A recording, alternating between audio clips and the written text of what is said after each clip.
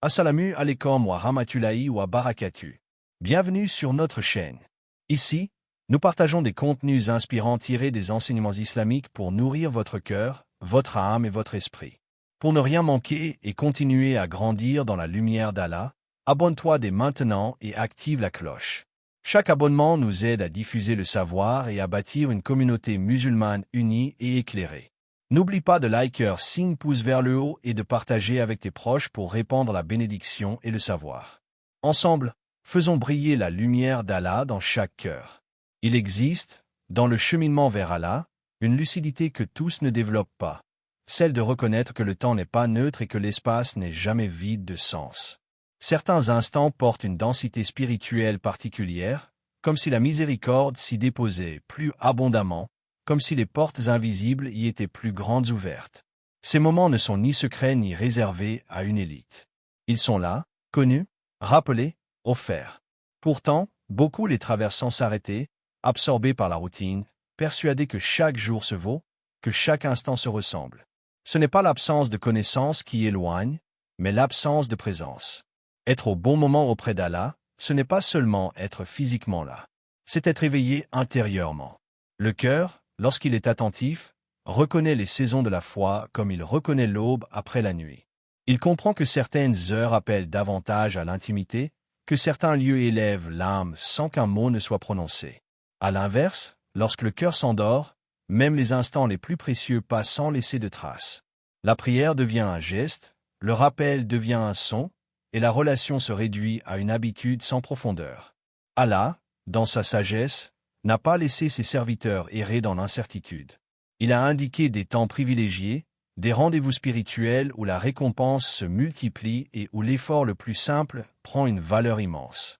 Il n'a pas rendu la guidance complexe, mais il a laissé à chacun le choix d'y répondre. La différence ne se fait donc pas sur la connaissance, mais sur la vigilance du cœur. Certains comprennent que se présenter au bon moment, avec sincérité, change tout.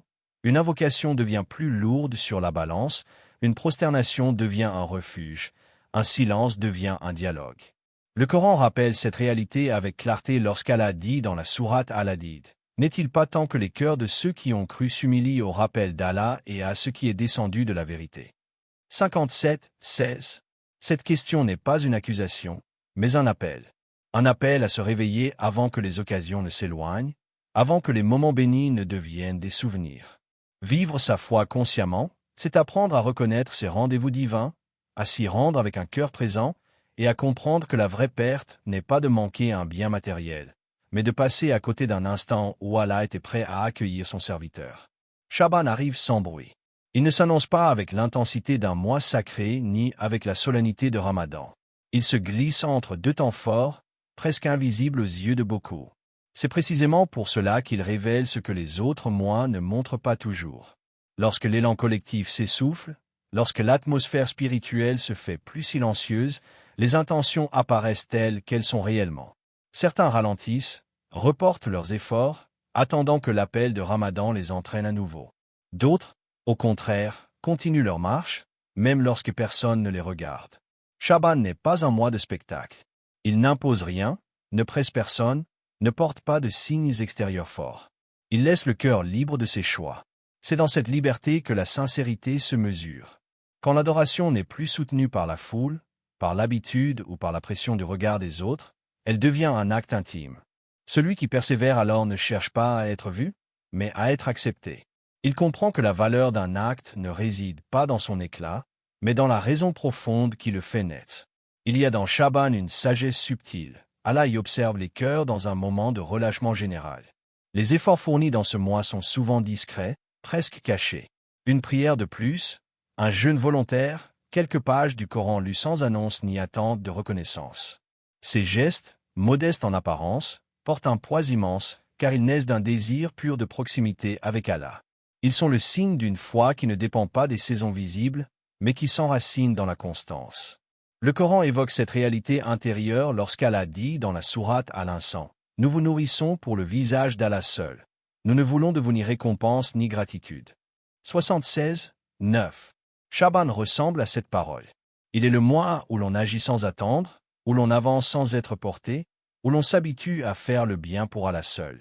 C'est dans cette discrétion que la foi se polit, que l'âme s'allège du regard des créatures, et que le cœur apprend à se tourner uniquement vers celui qui voit tout, même lorsque personne d'autre ne voit. Il y a des instants où le monde ralentit, où les lumières s'éteignent, où les voix se taisent. C'est souvent à ce moment-là que la majorité s'arrête, que les corps se reposent et que les cœurs se replient sur le confort. Pourtant, c'est précisément dans ce silence que se distinguent certaines âmes. Elles se lèvent alors que d'autres dorment, elles retiennent leur faim quand les tables sont dressées, elles donnent quand la main se referme par peur de manquer. Ces gestes ne font pas de bruit, mais ils illuminent l'intérieur. Ils naissent d'un choix intime. Répondre à Allah quand l'appel n'est plus soutenu par la foule. Ainsi, dépasser le minimum dans l'adoration n'est faire le bien quand les autres s'arrêtent, demande une force particulière. Il n'y a plus l'énergie collective, plus l'encouragement visible, plus l'impression d'avancer avec les autres. Il ne reste que le cœur face à son Seigneur. C'est dans cette solitude que l'adoration devient authentique. Le croyant apprend alors que l'effort le plus précieux n'est pas toujours le plus visible. Une prière dans la nuit, accomplie dans le calme, porte parfois plus de lumière qu'une longue journée remplie d'actes accomplis par habitude. Ces moments révèlent la vie intérieure du cœur.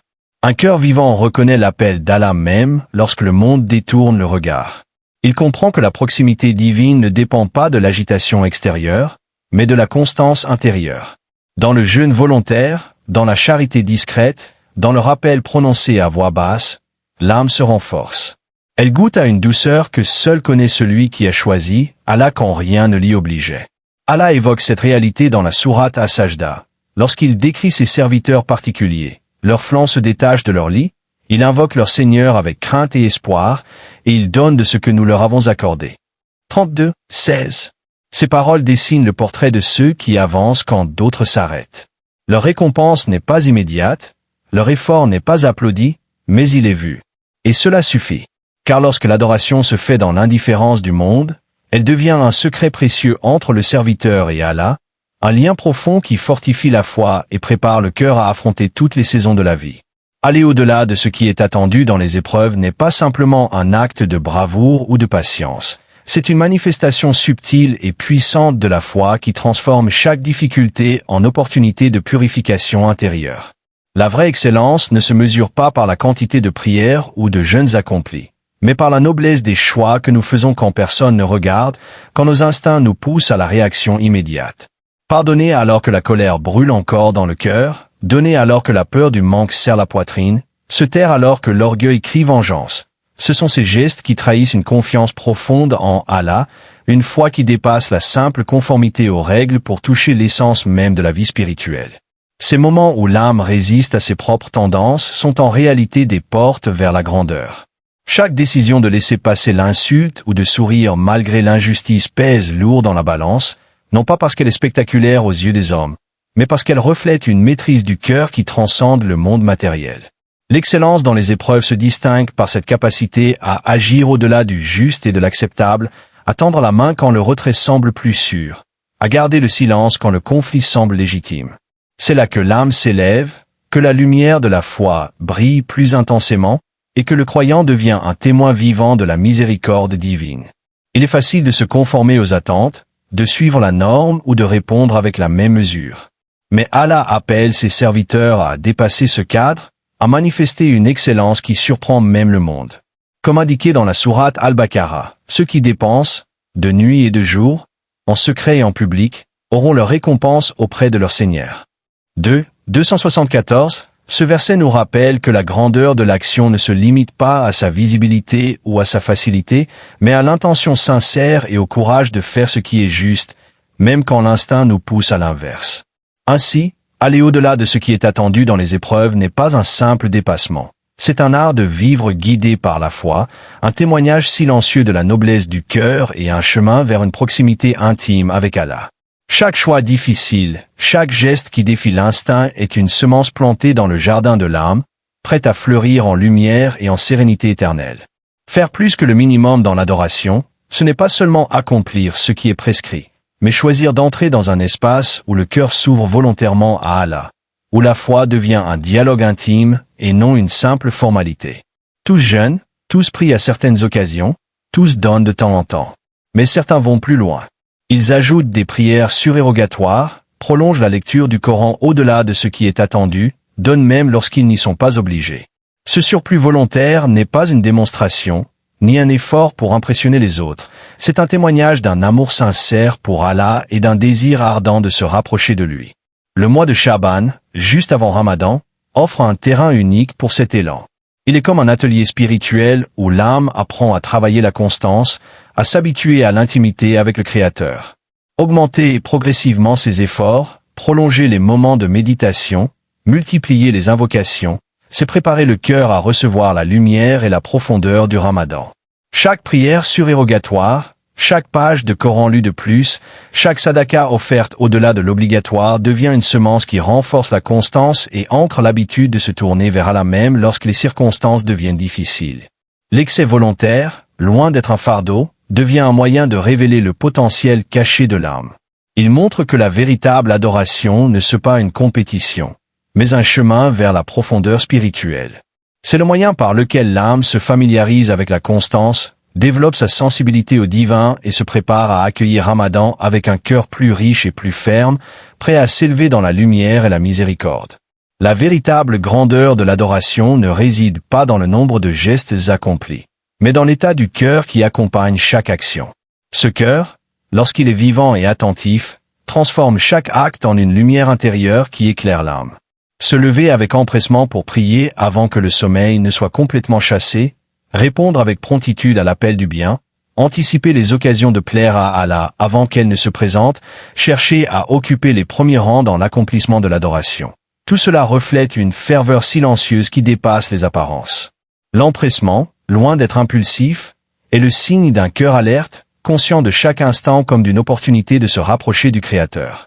À cette vivacité intérieure s'ajoute une autre dimension, tout aussi précieuse, la discrétion. Certaines actions n'ont pas besoin d'être exposées pour briller. Parfois, les œuvres les plus nobles se réalisent dans le secret, à l'abri des regards, entre le serviteur et son Seigneur. C'est dans cette intimité que la sincérité trouve sa forme la plus pure. Chaque sourire donné, chaque invocatoire chuchoté, chaque aumône offerte dans le silence, devient un témoignage invisible mais puissant de la foi. Dans ces moments, le cœur se détache de l'approbation des hommes et se fixe uniquement sur celle d'Allah, et la valeur de l'action s'élève au plus haut. Shaban offre un terrain idéal pour cultiver cette qualité du cœur. Il devient une école où l'âme apprend à distinguer l'apparence de l'essentiel, à agir par amour et par dévotion plutôt que pour la reconnaissance. C'est un mois où le secret et la discrétion deviennent des alliés, où chaque effort silencieux prépare le cœur à une foi authentique et durable. Dans la sourate Al-Insan, Allah nous rappelle: « Il ne voit pas ton Seigneur qui agit avec bienveillance qui offre la récompense selon vos œuvres. » 76, 8-9, cette parole éclaire le mystère de la discrétion et de l'empressement.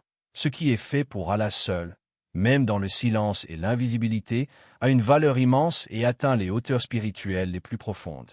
Ainsi, la qualité du cœur, entre empressement et discrétion, transforme l'adoration en une expérience intime et vivante, où chaque geste devient une semence de lumière et de sincérité, préparant l'âme à la proximité véritable avec son Créateur. Ô Allah, dans la lumière de ton infinie miséricorde, nous t'implorons de transformer nos cœurs en cœurs éveillés, attentifs et vigilants, surtout dans les moments où la négligence guette et où l'âme s'assoupit. Fais que chaque souffle que nous prenons, chaque pas que nous faisons, chaque battement de notre cœur soit orienté vers toi. Que notre adoration ne se limite jamais à ce qui est obligatoire, mais qu'elle devienne un élan sincère, spontané, un désir ardent de te plaire dans le secret comme en public. Permets-nous d'entrer dans cette intimité avec toi, où la discrétion et la sincérité se rencontrent, où nos gestes et nos intentions se confondent dans la pureté de la foi. Prépare nos âmes à Ramadan, au Seigneur des mondes, afin que nous puissions l'accueillir avec constance et profondeur. Purifie nos intentions, ô Créateur, de tout égarement ou vanité, et fais que nos œuvres, qu'elles soient visibles ou cachées, soient agréées par toi seul. Aide-nous à multiplier les actes de bonté, à intensifier nos prières, à prolonger nos lectures du Coran, à donner sans compter et à pardonner sans réserve, même lorsque l'instinct humain nous pousse à l'inverse. Que notre cœur aspire toujours à l'excellence dans l'adoration, non pour les hommes, mais pour toi, qui vois l'invisible et connais le secret des âmes. Comme le rappelle Allah dans la sourate Al-Baqarah, ceux qui dépensent de leur richesse de nuit et de jour, en secret et en public, auront leur récompense auprès de leur Seigneur. 274 fait que nous soyons parmi ses serviteurs, dont les efforts ne sont pas motivés par l'orgueil ou l'apparence, mais par l'amour sincère pour toi, par la recherche de ton agrément et par la volonté d'atteindre la proximité de ton essence infinie. Ô Allah, accorde-nous ta lumière dans nos cœurs, ta clarté dans nos esprits et ton agrément dans toutes nos actions. Fortifie notre foi, ravive notre amour pour l'adoration et rend notre chemin lumineux, constant et pur. Que chaque geste, chaque parole, chaque pensée devienne une offrande qui nous rapproche de toi, qui purifie notre âme et qui transforme notre vie en un témoignage vivant de ton amour et de ta guidance. Amen, Seigneur des mondes, accepte nos œuvres visibles et invisibles, et fais de nous des serviteurs sincères, constants et proches de toi. Jazakallah Kéran pour avoir regardé cette vidéo. Croissant de lune assalamu alaikum wa rahmatullahi wa barakatuh. N'oubliez pas de vous abonner, aimer et partager pour soutenir notre chaîne et continuer à diffuser le savoir et les enseignements islamiques. Herbe, que vos actions soient bénies et que cette chaîne vous inspire à chaque jour davantage dans votre foi et votre quotidien. Étoile en cercle,